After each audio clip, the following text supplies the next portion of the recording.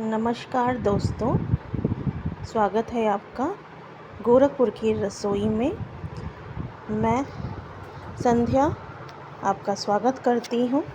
आज मैं आपको सुनाने जा रही हूँ मुंशी प्रेमचंद्र की कहानी निर्मला की। बाबू उदयभान लाल की 2 कन्याएं थीं। बड़ी का नाम निर्मला और छोटी का कृष्णा था। अभी कल तक दोनों साथ साथ गुड़ियाँ खेलती थीं। निर्मला का 15वां साल और कृष्णा का 10वां साल चल रहा था। फिर भी उनके स्वभाव में कोई अंतर न था। दोनों चंचल, खिलाड़ी और सैर तमाशे पर जान देती थीं।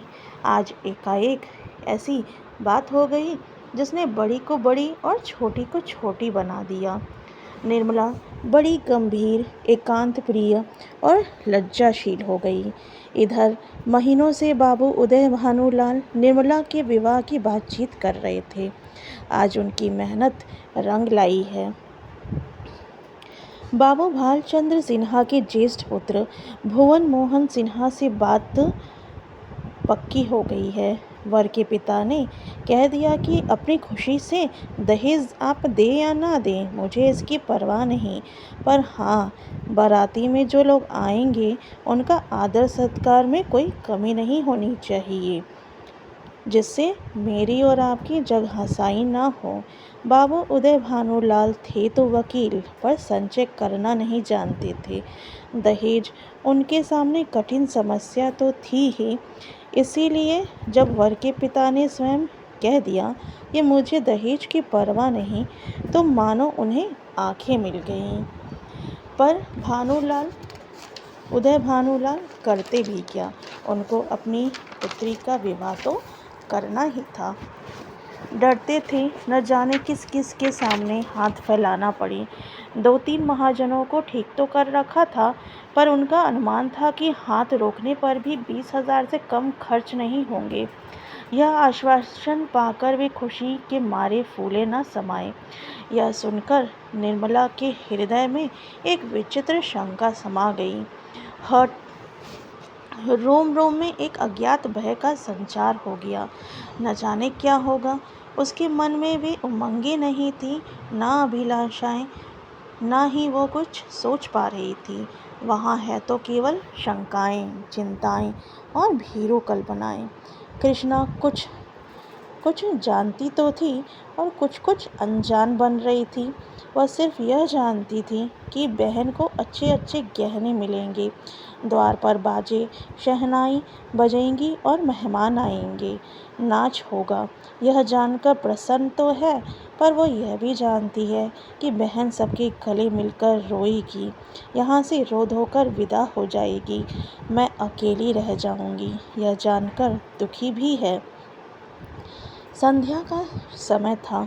निर्मला छत पर जानकर अकेली बैठी आकाश की ओर तृषित नेत्रों से देख रही थी।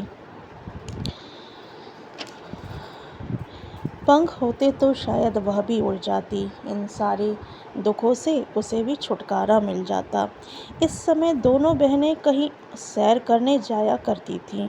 कृष्णा ढूंढते ढूंढते छत पर निर्मला के पास आई और उसे देखते ही हंस कर बोली, तुम यहाँ आकर छिपी बैठी हो और मैं तुम्हें ढूंढती फिरती हूँ। चलो बग्गी तैयार करा आई हूँ। निर्मला ने उदास मन से कहा, तू जा, मैं नहीं आऊँगी। कृष्णा ने कहा, नहीं मेरी अच्छी दीदी, आज ज़रूर चलो, देखो कैसी ठंडी ठंडी हवा चल रही है। निर्मला, मेरा मन नहीं चाहता, तू चली जा। कृष्णा की आंखें डबडबा आईं। आज तुम क्यों नहीं चलती हो? मुझसे क्यों नहीं बोलती? क्यों इधर उधर छिपी छिपी फिरती हो? निर्मला, जब मैं चली जाऊंगी तब क्या करेगी? किसके साथ खेलेगी और कहाँ घूमने जाएगी? बताती क्यों नहीं? बाबू उदय भानुलाल की 2 कन्याएं थीं। बड़ी का नाम निर्मला और छोटी का कृष्णा था। अभी कल तक दोनों साथ साथ गुड़ियाँ खेलती थीं। निर्मला का 15वां साल और कृष्णा का 10वां चल रहा था। फिर भी उनके स्वभाव में कोई अंतर न था। दोनों चंचल खिलाड़ी और सैर तमाशे पर जान देती थीं। आज एकाएक ऐसी बात हो गई जिसने बड़ी को बड़ी और छोटी को छोटी बना दिया। निर्मला बड़ी गंभीर, एकांत प्रिय और लज्जाशील हो गई। इधर महीनों से बाबू उदय भानुलाल निर्मला के विवाह की बातचीत कर रहे थे। आज उनकी मेहनत ठिकाने लगी है। बाबू भालचंद्र सिन्हा के ज्येष्ठ पुत्र भुवन मोहन सिन्हा से बात पक्की हो गई है। वर के पिता ने कह दिया है कि अपनी खुशी से आप दहेज दें या ना दें, मुझे इसकी कोई परवाह नहीं। हाँ, पर आदर सत्कार में कोई कमी नहीं होनी चाहिए। बाबू उदय भानुलाल थे तो वकील, पर संचय करना नहीं जानते थे। दहेज उनके सामने कठिन समस्या थी। इसलिए जब वर के पिता ने स्वयं कह दिया कि मुझे दहेज की परवाह नहीं, तो मानो उन्हें आंखें मिल गईं। बाबू उदय भानुलाल की 2 कन्याएं थीं। बड़ी का नाम निर्मला और छोटी का कृष्णा था। अभी कल तक दोनों साथ साथ गुड़ियाँ खेलती थीं। निर्मला का 15वां और कृष्णा का 10वां साल चल रहा था। फिर भी उनके स्वभाव में कोई अंतर न था। दोनों चंचल, खिलाड़ी और सैर तमाशे पर जान देती थीं। आज एकाएक ऐसी क्या बात हो गई जिसने बड़ी को बड़ी और छोटी को छोटी बना दिया। निर्मला बड़ी गंभीर, एकांत प्रिय और लज्जाशील हो गई। इधर महीनों से बाबू उदय भानुलाल निर्मला के विवाह की बातचीत कर रहे थे। आज उनकी मेहनत ठिकाने लगी है। बाबू भालचंद्र सिन्हा ने ज्येष्ठ पुत्र भुवन मोहन सिन्हा से बात पक्की हो गई। वर के पिता ने तो यह भी कह दिया है कि आप खुशी से दहेज दें या ना दें, मुझे इसकी कोई परवाह नहीं। पर हाँ, बारातियों में जो लोग आए उनका आदर सत्कार अच्छी तरह होना चाहिए, जिससे मेरी और आपकी जगहंसाई ना हो।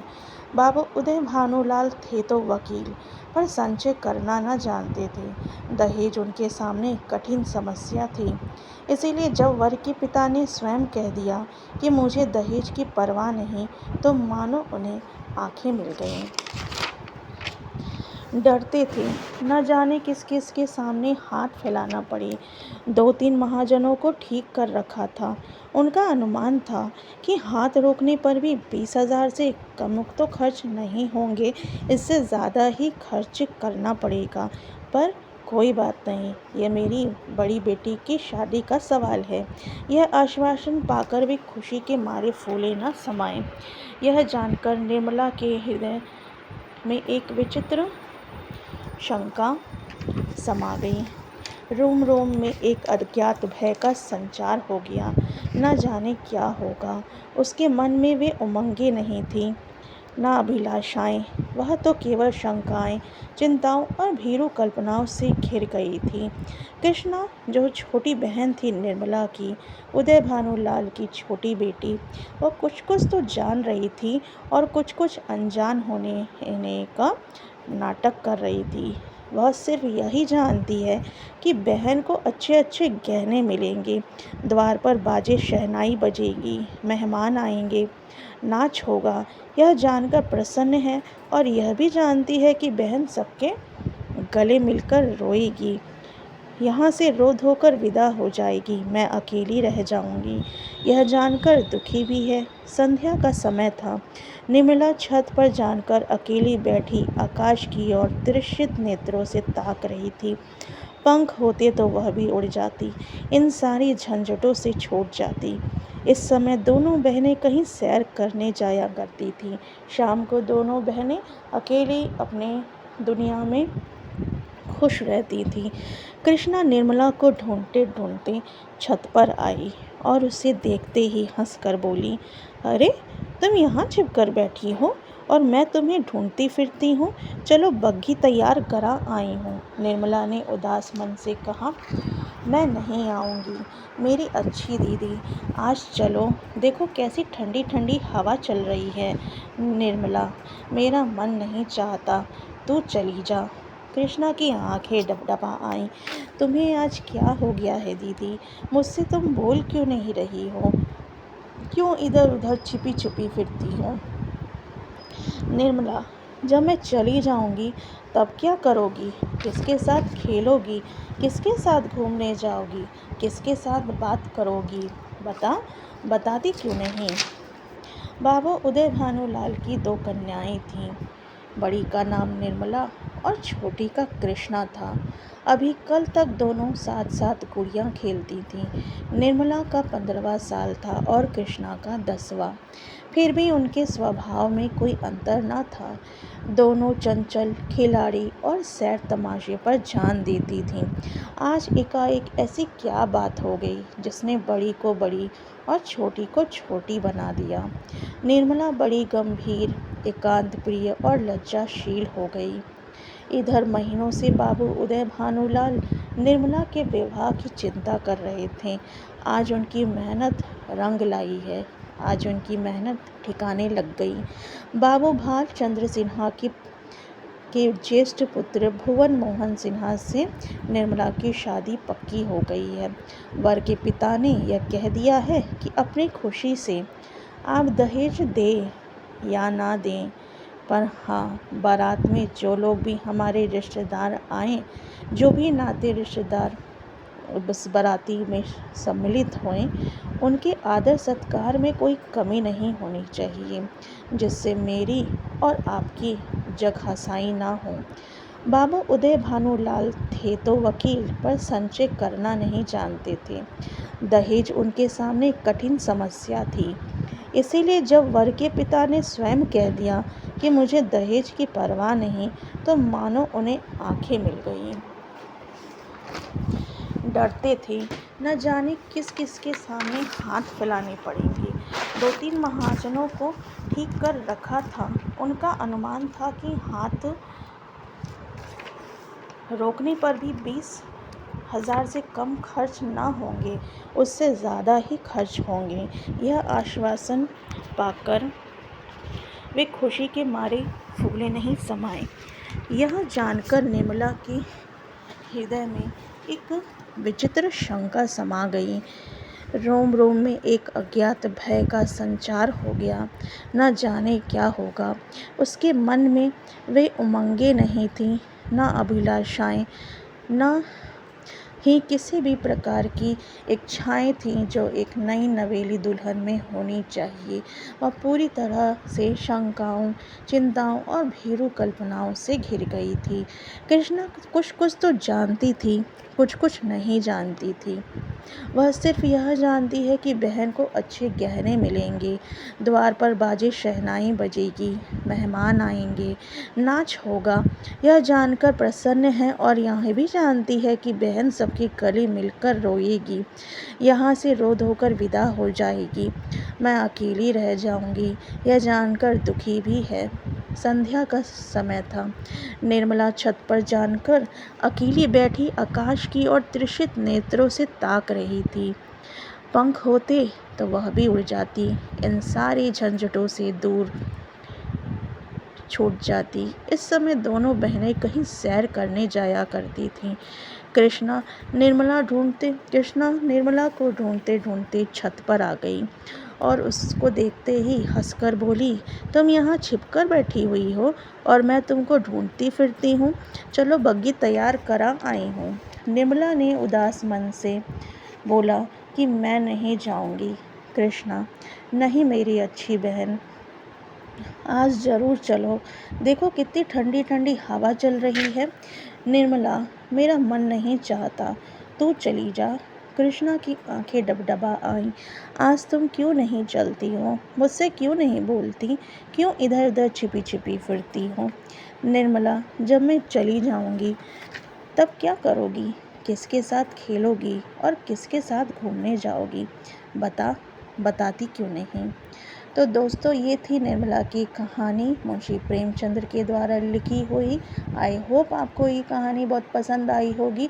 अब हम बात करते हैं ज्योग्राफी के बारे में, जिसमें आज हम पढ़ेंगे ग्लोब के बारे में, रोटेशन और रिवॉल्यूशन। तो ग्लोब जो है वो अर्थ को रिप्रेजेंट करता है एक मॉडल के तौर पे। रोटेशन और रिवॉल्यूशन क्या होता है? रोटेशन जब धरती अपनी ही धुरी पर घूमती है, गोल गोल घूमती है 23 1.5 डिग्री पर, तो इसको रोटेशन कहते हैं। और इस रोटेशन को पूरा करने में, अपनी ही धुरी पर घूमने में अर्थ को 24 घंटे लगते हैं। इसीलिए एक दिन 24 घंटे का होता है और इस 24 घंटे में दिन और रात होते हैं। दूसरा जो कंसेप्ट है वो रिवॉल्यूशन का है। जब धरती अपने ही धुरी पर घूमते घूमते सूर्य के चारों तरफ चक्कर लगाती है, तो इसे हम कहते हैं रिवॉल्यूशन। इस रिवॉल्यूशन में धरती 365 दिन का समय लगाती है, जो 1 साल के बराबर है। और जिस रास्ते को वो अपनाते हुए सूर्य के चारों तरफ घूमती है, उसे हम ज्योग्राफी की भाषा में ऑर्बिट कहते हैं। और जो शेप वो बनाते हुए सूर्य के चारों तरफ घूमती है, उस शेप का नाम है ओवल शेप, जो एक अंडाकार शेप को ले लेता है। तो आई होप कि आपको रोटेशन और रिवॉल्यूशन समझ में आ गया होगा। अब हम आगे बढ़ते हैं, जिसमें हम जानेंगे कि लैटीट्यूड और लॉन्गिट्यूड क्या होता है। लैटीट्यूड जो लेटी हुई लाइन होती है, उनको बोला जाता है। जो सबसे बड़ी लैटीट्यूड वो है 0 डिग्री इक्वेटर, जो धरती को 2 भागों में विभाजित करती है। ऊपरी भाग जो नॉर्थ साइड में, उत्तरी दिशा में होता है, उसको नॉर्थ हेमिस्फेयर, और जो साउथ दिशा में होता है उसको बोलते हैं साउदर्न हेमिस्फेयर, जो धरती को 2 भाग में डिवाइड करती है। सबसे बड़ी लैटीट्यूड जो है वो 0 डिग्री लैटीट्यूड है। और नॉर्थ साइड की तरफ जब हम धीरे धीरे बढ़ते हैं, तो 90 latitude 90 latitudes line north pole की तरफ और 90 लैटीट्यूड्स लाइन साउथ पोल की तरफ आती हैं। तो इस प्रकार से टोटल लैटीट्यूड्स 181 होते हैं, जिसमें 0 डिग्री लैटीट्यूड को भी गिना जाता है। अब हम बात करते हैं 0 डिग्री प्राइम मेरिडियन की। हाँ, एक बात और ध्यान रखिए कि 2 लैटीट्यूड के बीच का जो डिस्टेंस होता है वो 101 किलोमीटर होता है। अब हम 0 डिग्री प्राइम मेरिडियन की बात करते हैं। 0 डिग्री प्राइम मेरिडियन जो है वो धरती को इक्वल पार्ट्स में डिवाइड करती है। ईस्ट और वेस्ट पार्ट की तरफ वो डिवाइड करती है। और इसमें क्या होता है कि इससे हमें समय का पता चलता है। तो 0 डिग्री प्राइम मेरिडियन से जब हम अपने इंडिया की तरफ आते हैं, एक एक डिग्री बढ़ते हुए चलते हैं, तो हमको 0 डिग्री प्राइम मेरिडियन से इंडिया की तरफ पहुंचने में 5 घंटे 30 मिनट लगता है। और जो डिग्री हम चलते हैं वो 82 1.5 डिग्री ईस्ट की तरफ हम लोग आते हैं, तो हम इंडिया में एंटर कर जाते हैं। तो इसे ही इंडियन स्टैंडर्ड टाइम बोला जाता है। और इंडिया से सिर्फ एक ही लाइन गुजरती है लॉन्गिट्यूड, जो प्रयागराज के नैनी नाम की जगह से गुजरती है। इसीलिए पूरे इंडिया में एक ही टाइम को फॉलो किया जाता है। अब हम बात करेंगे हीट जोन्स की बात करेंगे, जिसमें धरती 3 प्रकार से गर्म होती है। पहला है टॉरिड जोन, जिसमें सूर्य की किरणें एकदम सीधी पड़ती हैं। दूसरा है टेम्परेट जोन, जिसमें सूर्य की किरणें थोड़ा सा स्लैंटिंग होती हैं।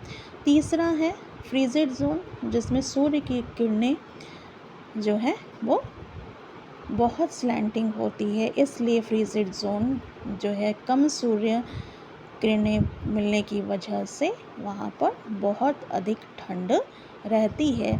और वहाँ पर पेंगुइन, सील, पोलर बियर, ये सारे जो एनिमल्स हैं, एक्वेटिक एनिमल्स, वो पाए जाते हैं। टॉरिड जोन के पास अफ्रीका होने की वजह से अफ्रीका में बहुत गर्मी होती है। दुबई में 12 महीना बहुत ही गर्म रहता है। आशा करती हूँ कि आपको ये वीडियो पसंद आया होगा। धन्यवाद।